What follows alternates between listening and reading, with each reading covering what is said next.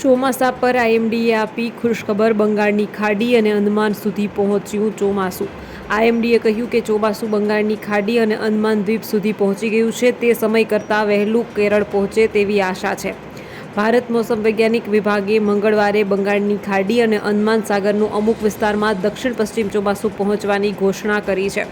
ત્યારે ગુજરાતમાં ચોમાસું ક્યારે પહોંચશે, માવઠાની નવી આગાહી શું છે, તેના વિસ્તારથી વાત કરવાની છે, તો વિડીયોને જરૂરથી એન્ડ સુધી નિહાળશો।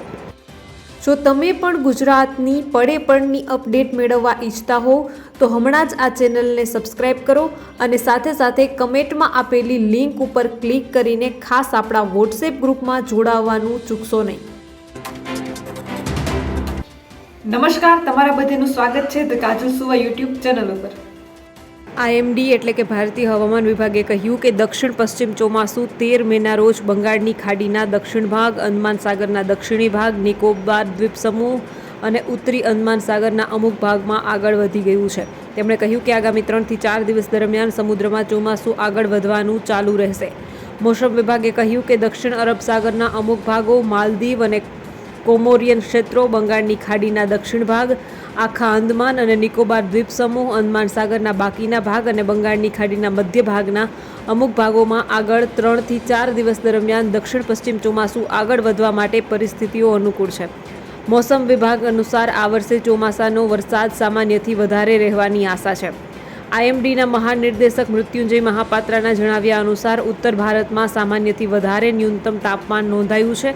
નીચલા વાયુમંડળીય સ્તર પર પશ્ચિમી હવાઓની હાજરી વધારે મજબૂતી, ઉપરી વાયુમંડળીય સ્તરીય પર પૂર્વી હવાઓની હાજરી વધારે મજબૂતી, દક્ષિણ પ્રાયદ્વીપ લગભગ 40 દિવસ સુધી ગર્જના સાથે પ્રિમોન્સૂન વરસાદ અને ઉત્તરી પશ્ચિમ પ્રશાંત મહાસાગર પર સામાન્યથી વધારે પ્રેશર બની રહેવું, આ તમામ મુખ્ય કારકો છે જે ચોમાસાના સમય પહેલાં આવવાના સંકેત છે।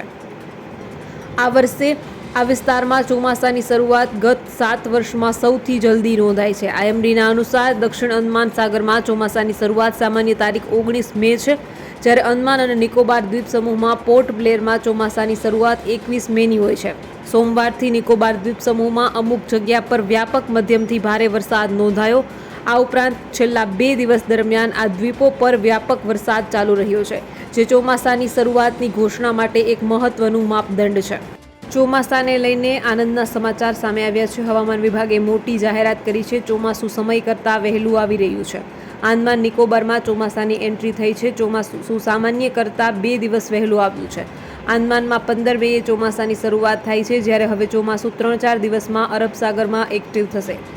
વધારે જો વાત કરીએ તો નોંધનીય છે કે હવામાન વિભાગનું અનુમાન એકદમ સચોટ રહ્યું છે। આઈએમડીએ 6 મેના અનુમાનમાં 13 મેની તારીખ આપી હતી। બીજી બાજુ ચોમાસું 27 મેએ કેરળમાં બેસી શકે છે। હવામાન વિભાગે ચોમાસાની તારીખ જાહેર કરી છે, જ્યારે અનુમાનમાં 4 દિવસ વધઘટ સંભવ છે। ગયા વર્ષે 30 મેએ ચોમાસું બેઠું હતું। છેલ્લા 20 વર્ષમાં 19 વખત તારીખ સાચી રહી છે। સામાન્ય રીતે આંદમાનમાં આગમન થયા પછી 1 મહિનામાં ગુજરાતમાં એન્ટ્રી થતી હોય છે, એટલે જો બધી સ્થિતિ અનુકૂળ રહેશે તો 30 દિવસમાં ચોમાસું ગુજરાતમાં પહોંચી શકે છે। ઉલ્લેખનીય છે કે ચોમાસું આગમનના 15 વર્ષનો રેકોર્ડ તોડી શકે છે। ચોમાસાનું આગમન 15 વર્ષમાં સૌથી વહેલું થઈ શકે છે। કેરળમાં ચોમાસાની શરૂઆત વહેલી થઈ શકે છે। સ્કાયમેટ અનુસાર 29 મે પહેલાં કેરળમાં ચોમાસું બેસી શકે છે। છેલ્લે 2009માં 23 મે સૌથી વહેલું ચોમાસું હતું, જ્યારે 27 મેએ આગમનનું આઈએમડીનું અનુમાન છે। કેરળમાં ચોમાસાના આગમનની સામાન્ય તારીખ 1 જૂન છે। ગુજરાતમાં આ વર્ષે ચોમાસું કેવું રહેશે અને ક્યારે પહોંચશે? ભારતમાં આ વર્ષે ચોમાસાની શરૂઆત વહેલી થવાની છે। હવામાન વિભાગના જણાવ્યા પ્રમાણે હાલ ચોમાસું અંદમાન નિકોબારના ટાપુઓ પર આવી ગયું છે। એટલું જ નહીં, ચોમાસું આ વખતે ગુજરાતમાં વહેલું આવી શકે તેવી પૂરી સંભાવના છે।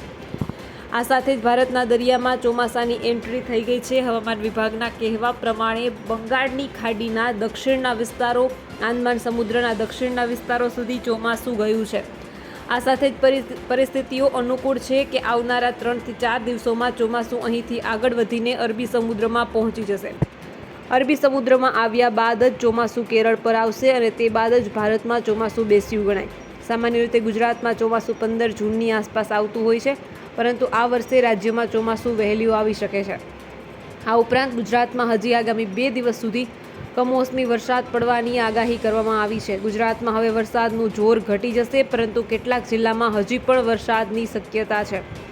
હવામાન વિભાગના કહેવા પ્રમાણે આ વર્ષે દેશમાં સરેરાશ કરતાં વધારે વરસાદ થશે. 4 મહિનાની લાંબા ગાળાની સરેરાશના 105% વરસાદનું હવામાન વિભાગે પૂર્વાનુમાન કર્યું છે. ભારતની સાથે સાથે ગુજરાતમાં પણ આ વર્ષે ચોમાસું સારું રહે તેવી શક્યતા છે.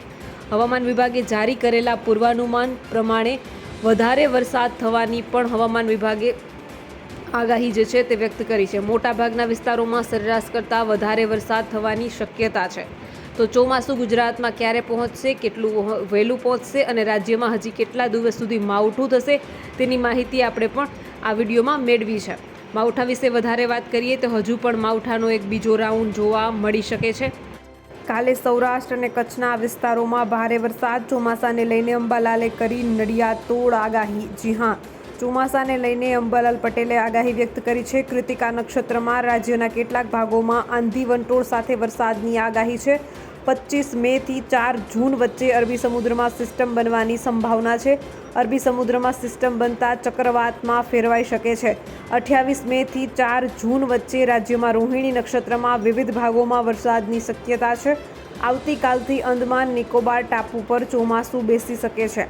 28 મેથી 4 જૂન સુધી કેરળમાં ચોમાસું પ્રવેશ કરી શકે છે. આ વખતે ચોમાસું વહેલું બેસે તેવી આગાહી અગાઉથી જ હવામાન ખાતાએ કરી હતી. ગુજરાતમાં 15 જૂન આસપાસ વરસાદ આવશે અને 25 જૂનથી 5 જુલાઈ વચ્ચે વરસાદની સંભાવના વ્યક્ત કરાઈ છે. હવામાન નિષ્ણાત અંબાલાલ પટેલની મોટી આગાહી સામે આવી છે. રાજ્યમાં હજુ પણ કમોસમી વરસાદ પડશે તેવું અંબાલાલ પટેલે અનુમાન વ્યક્ત કર્યું છે. આજે અને આવતીકાલે એટલે કે 14 મેના રોજ ઉત્તર ગુજરાતના કેટલાક ભાગોમાં વરસાદની શક્યતા દર્શાવાઈ છે. તો 15થી 19 મે દરમિયાન રાજ્યના વિવિધ ભાગોમાં વરસાદની શક્યતા દર્શાવાઈ છે. જૂનાગઢ, ભાવનગર, રાજકોટ, અમરેલી, ગીર સોમનાથ, દીવ અને પોરબંદરમાં ભારે વરસાદની આગાહી છે.